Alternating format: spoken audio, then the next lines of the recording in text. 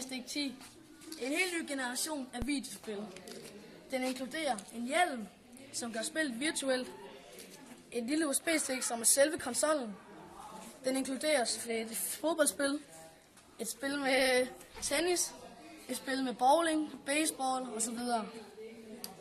Alt dette kan du få for kun 4.000 kroner. Alt du skal gøre er at gå ind på www.playstation10.com. Så går du ind og taster dine kontooplysninger til dit kreditkort. Gå ind og finder det produkt, du gerne vil downloade. Og det er den måde, du gør det på, at du stikker den her i computeren.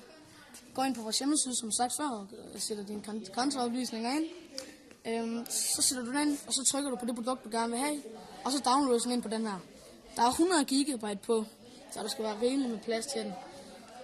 Måden den her fungerer på med hjelmen, det er, at du tager playsticken her, lige ude i venstre side her, propper du den ned i siden, her, så tager du dem her ud, tager den på, og når straks du har klikket på hjelmen, eller når du har gjort, der, så er den i gang. Shit, det var ikke meningen. Ja, så det var egentlig det. Så.